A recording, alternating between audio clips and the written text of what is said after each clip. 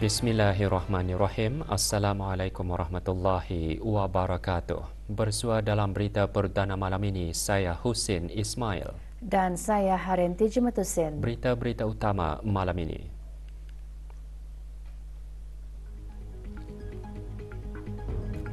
Ke bawah Duli Yang Maha Mulia Paduka Seri Baginda Sultan dan Yang di-Pertuan Negara Brunei Darussalam bertitah menekankan sepanjang dekad lalu usaha pembinaan komuniti ASEAN memajukan integrasi serantau dengan ketara.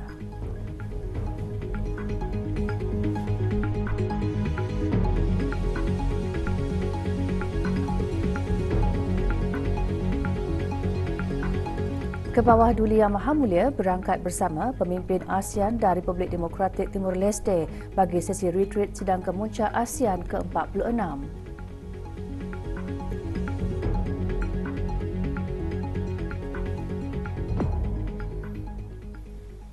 Ke bawah Duli Yang Maha Mulia Paduka Seri Baginda Sultan Haji Hassanah Bolkiah Muizzaddin Wad Daulah, Ibni Almarhum Sultan Haji Umar Ali Saifuddin Sa'dul Khairiwaddin, Sultan dan Yang di-Pertuan Negara Brunei Darussalam bertitah menekankan sepanjang dekad lalu usaha pembinaan komuniti ASEAN memajukan integrasi serantau dengan ketara dan mewujudkan asas yang kukuh untuk keamanan dan kemakmuran. Untuk mengekalkan momentum tersebut, Baginda menekankan bidang-bidang utama untuk meningkatkan daya tahan rantau ini terhadap cabaran yang muncul.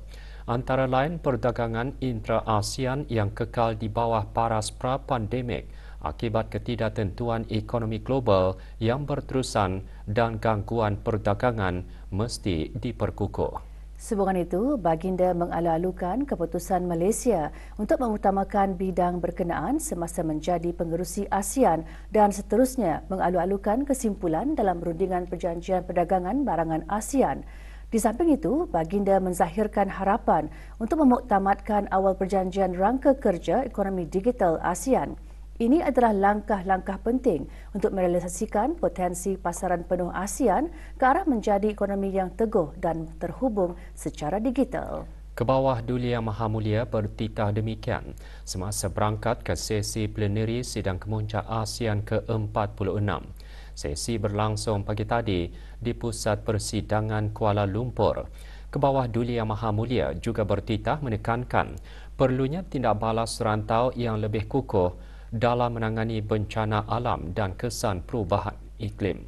Bagi tujuan itu, Baginda menekankan kepentingan melaksanakan ASEAN Shield sepenuhnya untuk mengukuhkan penyelarasan antara pelbagai mekanisme ASEAN dan menggesa negara anggota ASEAN untuk meratifikasi perjanjian bagi Pusat Perubahan Iklim ASEAN pada peluang terawal dalam memajukan tindakan iklim serantau dan menyokong matlamat daya tahan dan kemampanan ASEAN. Baginda mengiktiraf usaha membina komuniti ASEAN kekal berterusan dengan setiap pencapaian penting menandakan pertumbuhan dan pembangunan yang ketara dalam ketiga-tiga tonggak. Dalam kemajuan selepas tahun 2025, Baginda mengetengahkan bahawa melengkapkan keluarga Asia Tenggara adalah penting untuk memperdalam integrasi serantau dan menekankan bahawa penyertaan Timur Leste sebagai anggota terbaru ASEAN akan menjadi langkah bermakna ke arah rantau yang lebih bersatu dan bersepadu. Baginda juga menzahirkan sokongan untuk meluluskan ASEAN Community Vision 2045 kerana ia mencerminkan matlamat kolektif untuk mencapai ASEAN Centrality yang lebih besar sebagai rantau yang inovatif, adaptif dan memberikan tumpuan kepada rakyat dalam 2 dekad akan datang.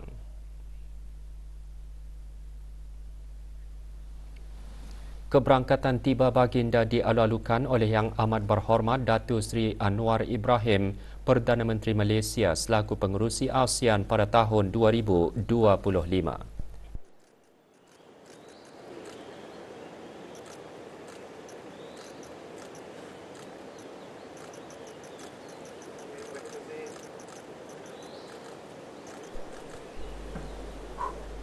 Ke bawah Duli Yang Maha Mulia seterusnya berangkat bersama para pemimpin ASEAN dan Republik Demokratik Timor Leste bagi menghadiri sesi plenary Sidang Kemuncak ASEAN ke-46.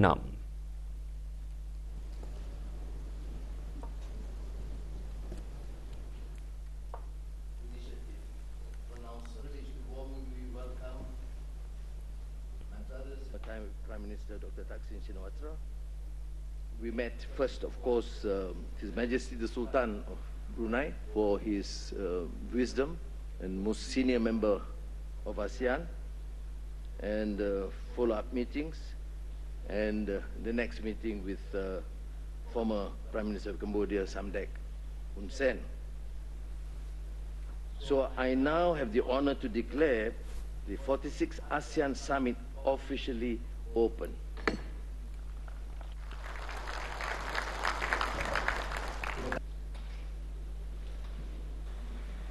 Mr. Chairman, over the past decade, our community building efforts have significantly advanced regional integration and established a strong foundation for peace and prosperity.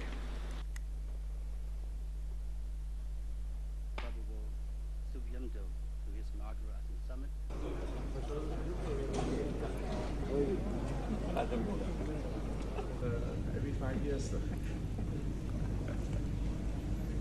Selepas sesi plenary Sidang Kemuncak ASEAN ke-46, ke bawah Duli Yang Maha Mulia berangkat menghadiri sesi retreat bersama para pemimpin ASEAN dan Republik Demokratik Timor Leste.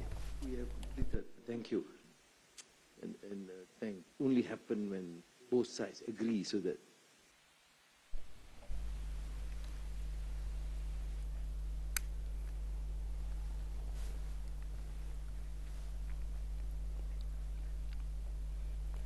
Ke bawah Duli Yang Maha Mulia, Paduka Seri Baginda Sultan Haji Hassanal Bolkiah Muizzaddin Wad Daulah, Sultan dan Yang di-Pertuan Negara Brunei Darussalam berangkat ke Pusat Persidangan Kuala Lumpur bagi menghadiri ASEAN Leaders Interface bersama wakil-wakil belia ASEAN. Semasa ASEAN Leaders Interface bersama wakil-wakil belia ASEAN, ke bawah Duli Yang Maha Mulia bertitah bahawa interface dengan belia adalah acara tahunan penting yang menunjukkan komitmen ASEAN untuk mewujudkan platform berharga untuk berdialog dengan belia dan memudahkan perbincangan penting mengenai isu-isu serantau yang mendesak yang akan diwarisi oleh belia sebagai pemimpin masa depan.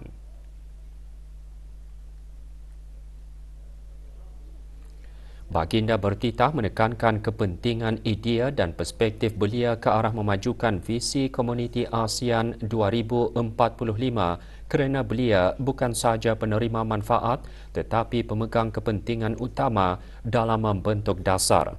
Penyertaan aktif belia dalam proses serantau titah baginda bukan sahaja bermanfaat tetapi juga penting untuk mewujudkan asas kukuh bagi komuniti ASEAN berdaya tahan dan inklusif untuk generasi akan datang. Empowering inclusion and driving change in ASEAN. We, the 4th ASEAN Youth Dialogue 2025 delegates, I commend the initiatives you are undertaking to support this vision, including the ASEAN Youth Economic Forum and the Youth Model ASEAN Conference held earlier this year. These events align with ASEAN theme this year, which focuses on sustainability and inclusivity.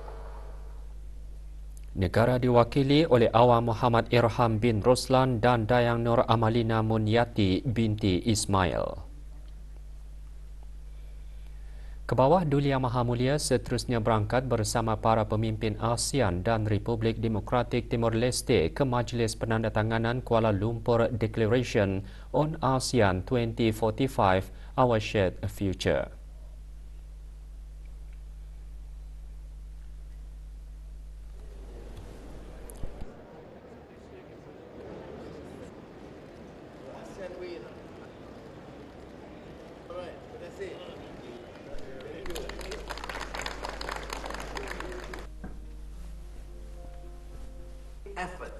shared stewardship and strategic. Majlis dimulakan dengan ucapan alu-aluan oleh Yang Amat Berhormat Datuk Seri Anwar Ibrahim, Perdana Menteri Malaysia selaku pengerusi ASEAN.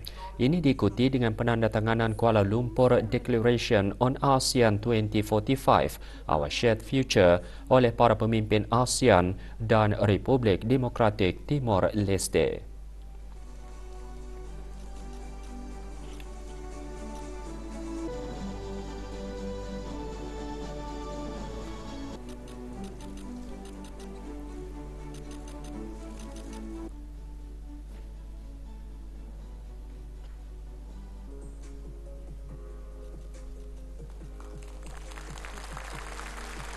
Now proceed with the group photo with a copy of ASEAN 2045.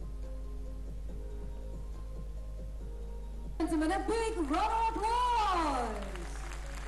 Has pressed forward, marking steady strides in nurturing peace, entrenching stability, and advancing the promise of collective prosperity. Today, ASEAN 2045.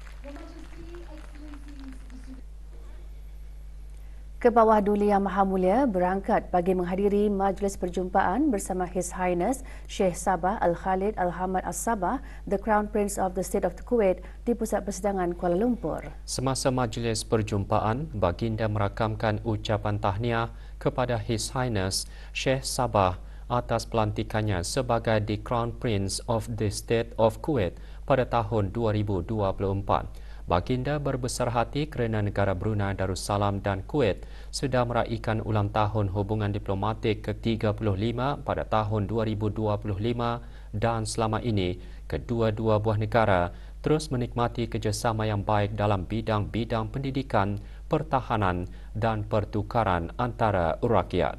Baginda bertitah di tengah-tengah ketidaktentuan geopolitik dan geoekonomi, negara Brunei Darussalam berminat untuk memperdalam hubungan perdagangan dengan meluaskan akses pasaran di Kuwait dan seterusnya memajukan akses di rantau tersebut.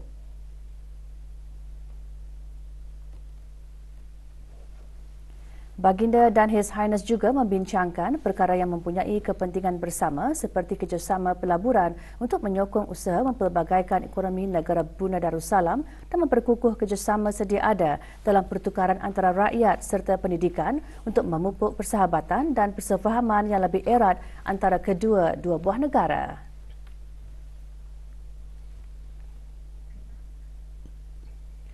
Latihan kesihatan menyumbang kepada perkhidmatan yang lebih berkualiti dan efisien. Ikuti bahan beritanya selepas ini.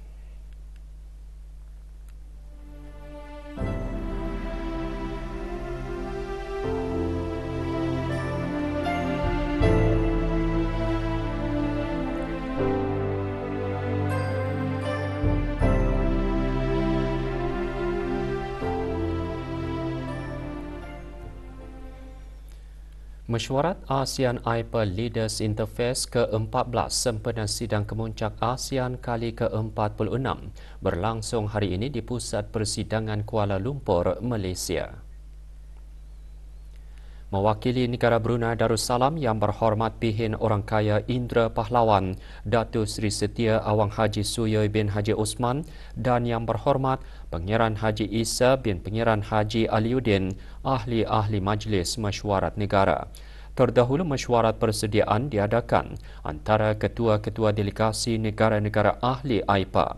Mesyuarat membincangkan mesej AIPA dengan menyuarakan sokongan penuh terhadap tema sidang kemuncak ASEAN ke-46 dan komitmen AIPA dalam memajukan pertumbuhan inklusif, pembangunan mampan serta memperkukuh integrasi serantau menjelang wawasan komuniti ASEAN 2045. Turut diadakan Majlis Penandatanganan Kuala Lumpur Declaration on ASEAN 2045, Our Shared Future.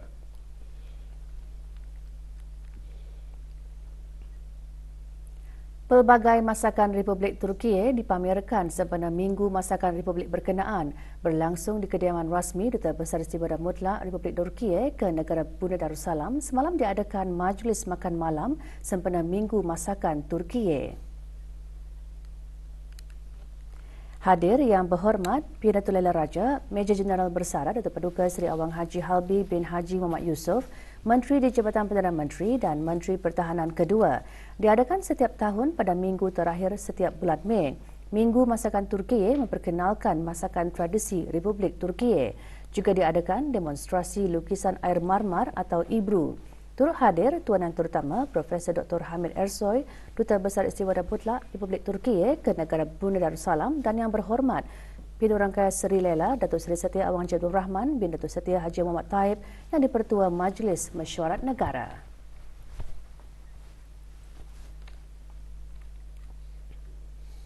Para profesional kesihatan serta penuntut yang menjalani latihan perlu sentiasa berhubung dengan pihak yang berkenaan termasuk Kementerian Kesihatan dan Kementerian Pendidikan bagi memudahkan pemantauan, pengawasaliaan dan perancangan latihan. Di samping itu, ia juga penting untuk membuka ruang mendapatkan nasihat dan panduan mengenai hala tuju dan kepakaran yang diperlukan.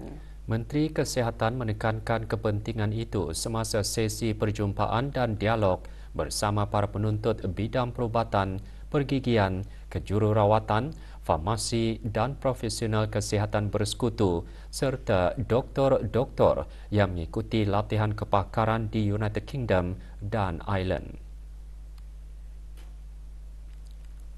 Yang Berhormat Datuk Seri Setia Dr. Awang Haji Muhammad Isham bin Haji Jaafar menekankan para penuntut dan pelatih profesional kesihatan adalah aset negara dan berharap agar mereka akan kembali berkhidmat kepada negara dan bangsa setelah selesai menjalani pembelajaran dan latihan untuk menyumbangkan khidmat bakti ke arah perkhidmatan yang lebih berkualiti dan efisien. Diadakan secara hybrid, sesi bertujuan memberi pendedahan mengenai keperluan sistem penjagaan kesihatan di negara Brunei Darussalam serta memberi peluang untuk berkongsi pengalaman dalam pengajian perubatan dan kesihatan.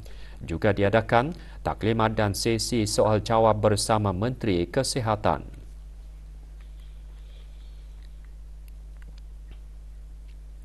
Dalam usaha melindungi dan memulihkan ekosistem marin negara Brunei Darussalam selain meningkatkan kesedaran awam tentang peranan habitat karbon biru menangani perubahan iklim, petang tadi diadakan aktiviti pemindahan rumput laut di Pulau Bedukang.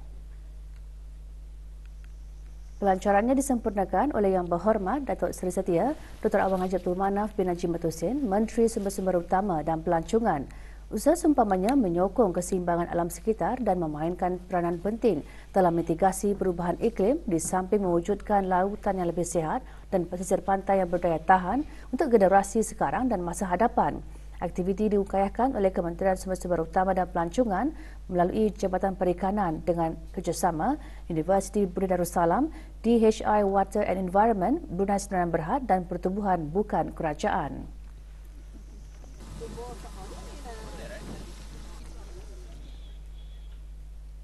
Sambutan Hari Keluarga Kebangsaan HKK terus diraikan dengan hasrat bagi memupuk dan meningkatkan kesedaran masyarakat terhadap pentingnya mengukuhkan institusi keluarga. Ia juga sebagai asas penting dalam pembentukan identiti, nilai dan harapan masa depan sesebuah negara. Perkara tersebut antara yang digariskan oleh Setiausaha Tetap Kemasyarakatan, Kementerian Kebudayaan Belia dan Sukan selaku pengerusi sambutan HKK semasa mesyuarat mengenai persediaan menyambut HKK kali ke-13.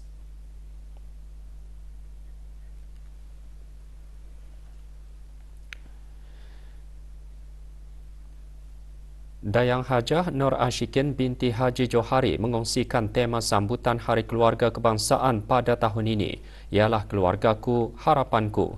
Manakala fokus sambutan ialah menerapkan nilai-nilai teras kekeluargaan Brunei, sayang menyayangi, tanggungjawab, hormat menghormati, pemedulian, satu harapan.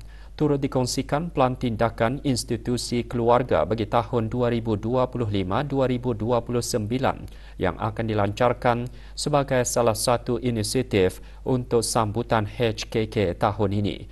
Mesyuarat juga dipengerusikan bersama oleh Awang Haji Muhammad Rosli bin Haji Ibrahim, Setiausaha Tetap Kementerian Hal Ehwal Ugama, dan Awang Abdul Walid bin Haji Matasan, Setiausaha Tetap Perbandaran dan Daerah, Kementerian Hal Ehwal Dalam Negeri.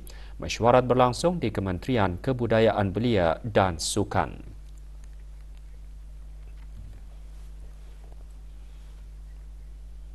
Pantun merupakan warisan budaya Melayu yang memainkan peranan penting dalam memperkukuh budaya serta identiti masyarakat Brunei. Perkara tersebut antara yang dikongsikan semalam semasa sesi kongsi ilmu bertajuk Peranan Pantun dalam Lagu. Program yang diadakan di Pusat Belia merupakan sebahagian daripada projek memperkasa Pantun Nusantara ke-4 2025 anjuran Dewan Bahasa dan Pustaka Brunei dan didukung bersama oleh negara anggota Mastra Negara Brunei Darussalam, Indonesia, Malaysia dan Singapura.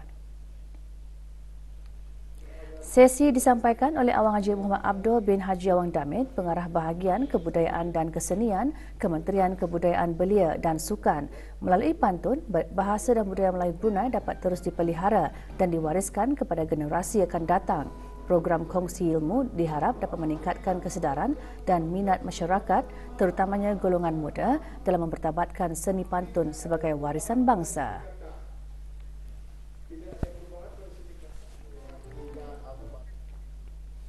Projek memperkasa Pantun Nusantara ke-4 anjuran Dewan Bahasa dan Pustaka selaku Sekretariat Mastra Brunei Darussalam diteruskan lagi hari ini dengan Bengkel Pantun Mastra. Bengkel yang menghimpunkan 20 belia dari negara Brunei Darussalam, Indonesia, Malaysia dan Singapura itu diadakan di Taman Peranginan Tasik Lama, Bandar Seri Begawan. Berlangsung sehingga 28 Mei, para peserta dibahagikan kepada 4 kumpulan dan dibimbing oleh pakar pantun dari dalam dan luar negara anggota Mastra. Selain penghasilan pantun, peserta juga berpeluang mengunjungi beberapa lokasi warisan dan budaya sebagai sumber inspirasi dalam penciptaan pantun.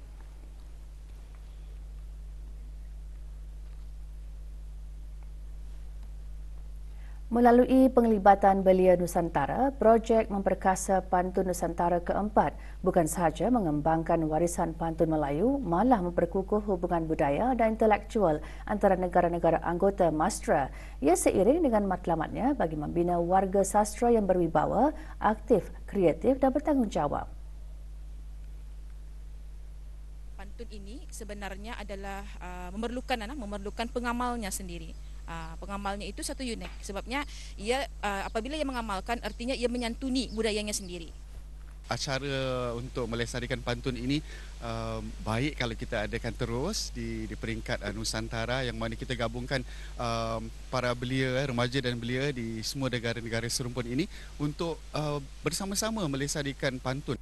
Bukan hanya kita melestarikan, tetapi kita diberikan pemahaman bahwa pantun itu bukan hanya rima, tapi juga maksud dan pembayangnya juga harus memiliki arti yang dalam. Keunikannya adalah pada pembayangnya tersendiri. Kalau syair, tiada pembayang, tiada gambaran dan suasana itu tidak dimasukkan dalam rangkap tu. Tetapi dalam pantun perlu ada pembayang. Laporan dari Tanah Suci. Seramai 347 bakal haji negara selamat tiba di Kota Suci Makkah Al-Mukarramah. Rombongan terdiri daripada jemaah yang menyertai pakej Darussalam Services Sendirian Berhad dan syarikat Al-Hijrah Travel Tours Sendirian Berhad. Ketibaan jemaah dialu-alukan oleh Pengiran Haji Haslin bin Pengiran Haji Ali, Ketua Pejabat Urusan Jemaah Haji Negara Brunei Darussalam, dan Dr. Awang Haji Aziman bin Pihin Orang Kaya Maharaja Kerna, Datu Paduka Sri Haji Yaakob, Ketua Perubatan Haji.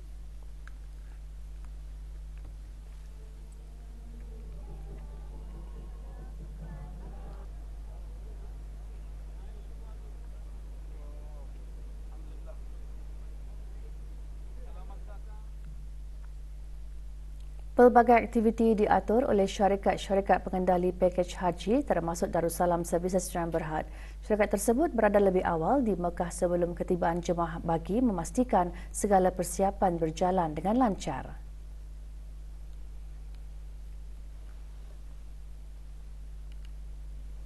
Antaranya adalah ziarah tempat-tempat bersejarah di Kota Mekah, dan yang kedua ziarah Muzium Wahyu.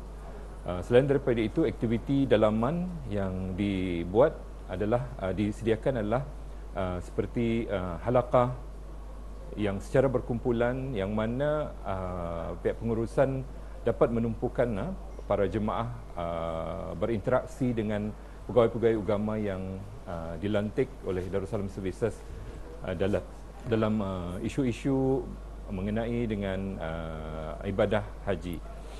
Selain daripada itu, tazkirah juga akan diberikan secara terbuka kepada para jemaah pada hari-hari yang ditetapkan mengikut jadual yang ditentukan mengikut hotel-hotel masing-masing. Pelbagai projek inovasi dan seni bina dipamerkan sepanjang pameran seni bina kali kedua. Dianjurkan oleh Sekolah Sains dan Kejuruteraan Kampus Politeknik Brunei Lumut, pameran selama 2 hari diadakan di perpustakaan sekolah berkenaan. Hadir Awang Haji Muhammad Rizal bin Muhammad Ali, pemangku pengurusi Lembaga Bandaran. Program antara lain mengetengahkan pelbagai rekan pelajar termasuk model interaktif. Dibuka bagi kunjungan orang ramai, pameran bertujuan memberi pendedahan mengenai ilmu reka bentuk dan seni bina.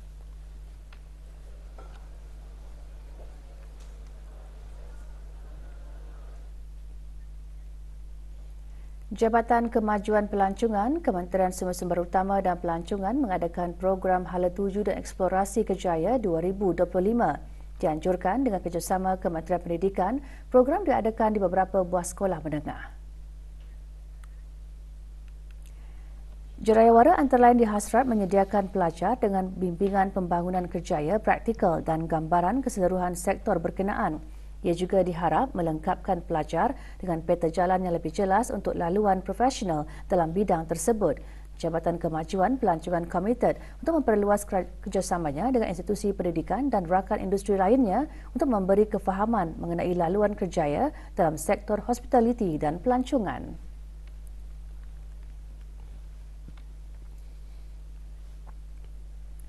Dua 12 pelajar tahun 13 terpilih menyertai program sekolah berkembar antara negara budaya Darussalam dan Republik Singapura untuk mendapat pendedahan bermakna terhadap persekitaran pengajaran dan pembelajaran yang berbeza. Diiringi oleh 3 guru kanan pusat tingkatan 6 Blayat, rombongan berlepas meninggalkan negara pagi tadi. Pengisian program termasuk lawatan selama 5 hari ke Temasek Junior College Republik Singapura. Inisiatif ini selaras dengan komitmen Kementerian Pendidikan dalam memperluas wawasan global pelajar serta memperkukuh hubungan kerjasama pendidikan di peringkat antarabangsa.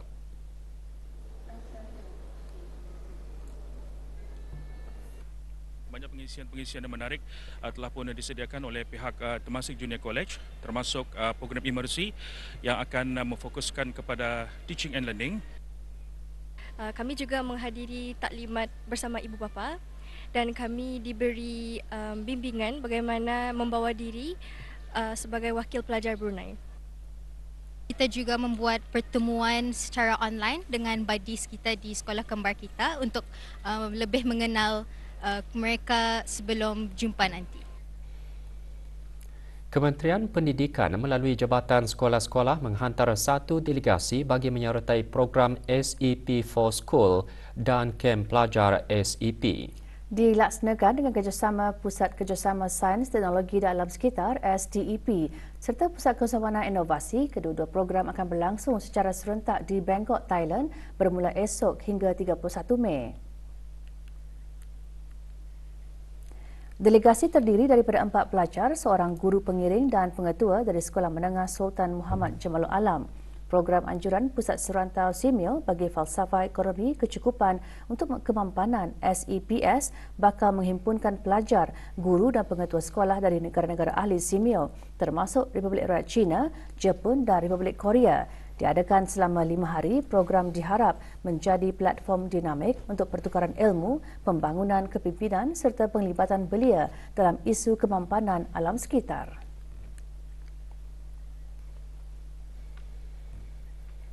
Seorang lelaki warga negara Bangladesh didapati bersalah oleh Mahkamah Magistrate Bandar Seri Begawan atas 2 pertuduhan di bawah Perintah Excise 2006.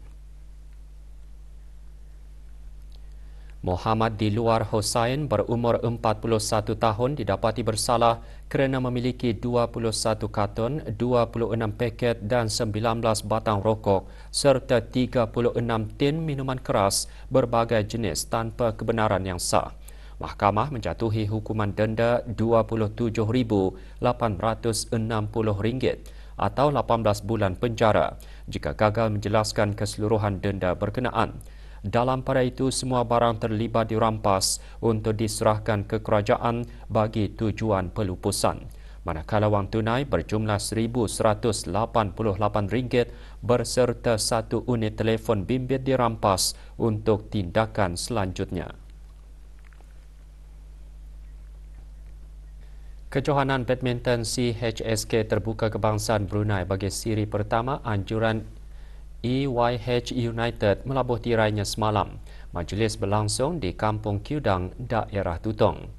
Peringkat akhir kejohanan menyaksikan perlawanan bagi kategori bergu lelaki terbuka, perseorangan lelaki terbuka Brunei dan perseorangan lelaki terbuka penduduk Brunei. Penyampaian hadiah disempurnakan oleh Yang Berhormat Awang Abdul Aziz bin Haji Hamdan, Ahli Majlis Mesyuarat Negara.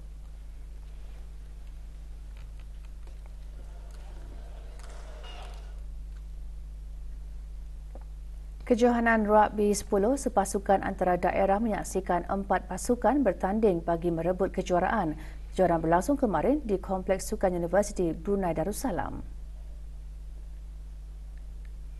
Pasukan yang mengambil Rebel, Panther, Shark dan West Coast Warriors dalam perlawanan pasukan Rebel muncul sebagai juara selepas menewaskan pasukan Shark. Sementara tempat ketiga, pasukan West Coast Warriors manakala Panther di tempat keempat. Kejohanan seumpamanya bukan sahaja bertujuan menggalakkan kehidup sihat dan semangat kesukanan dalam kalangan masyarakat, tetapi juga sebagai platform mencungkil bakat baharu dalam sukan rugby.